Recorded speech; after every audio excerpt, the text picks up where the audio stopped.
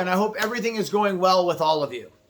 There's a lot going on here for me to report. First, let's discuss the move to Schwab.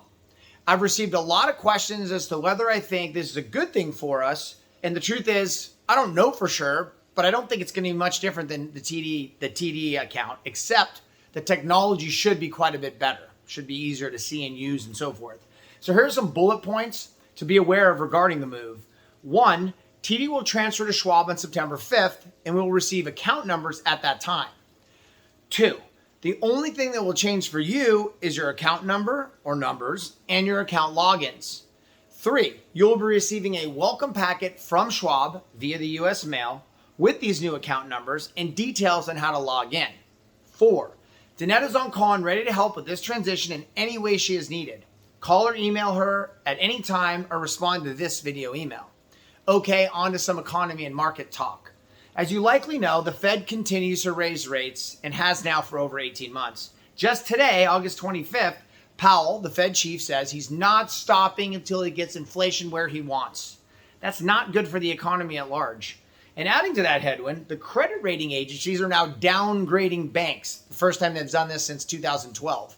But the market continues to rally on for now.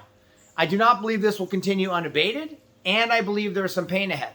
There's a myriad of factors for this belief. Aside from the fastest rate increase in history, student loan debt is a massive headwind. Student loan interest payments were stopped for years as a result of COVID politics, but these interest payments start again in October. The amount of student loan debt is staggering.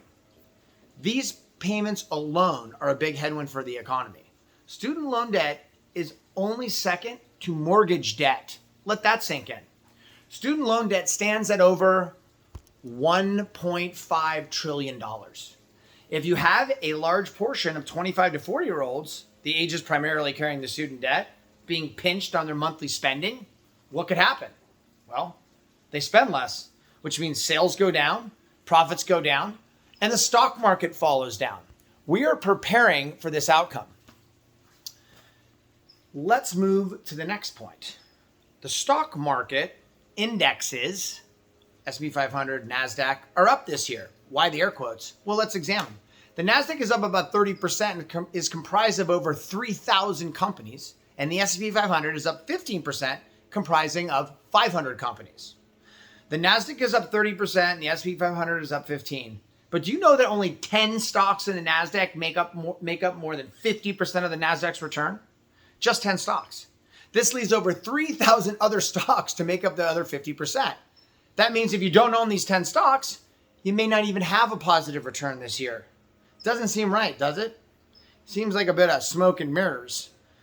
An article from TheStreet.com from mid-June detailed that the S&P 500 at that time was up 13%. And guess what? 11.6 of that 13% return was from only 10 stocks.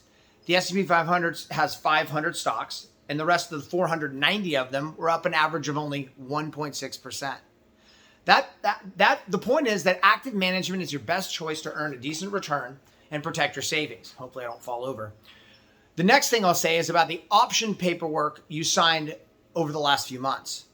This is great. As many of you know, we have incorporated actively using options to increase our return, but mostly to decrease our risk, and it's working great. This might sound like I'm being overly positive, but Warren Smith, the person who is assisting me with this, is truly one of a kind. He understands options better than anyone I've ever met in 30 years. But moreover, he knows how to manage the positions in a way that most people don't even understand. But I'll go one step further. Warren has been the lead options coach for a large international organization for over 10 years. The insight he has gained by speaking to thousands of students is truly immeasurable. This matters because every student who comes to him essentially makes the same mistakes, the same investor psychology mistakes, and the same incorrect assumptions. This has allowed him to learn for himself, student after student, that most everyone thinks about options the wrong way. Throughout his years of coaching, he knows the mistakes people make, and as a result, can avoid these mistakes for us. He stepped in what not to do and what doesn't work. This is incredibly valuable. Trying to find another like him would be like trying to find a needle in a proverbial haystack. I'm learning a lot from him. after 30 years. I met him by becoming a student, and after becoming friends quickly, asked him if he'd like to assist me, and he got the approval from his company, and he works with them and also us. I've never in my career been happier to work with someone. Things are looking very positive. And as usual, if you have any questions at all about any of this, the move, Warren, please do not hesitate to reach out. You can reply to this email. You can get a hold of Danette, whichever is convenient for you. Thank you for listening and have a great day.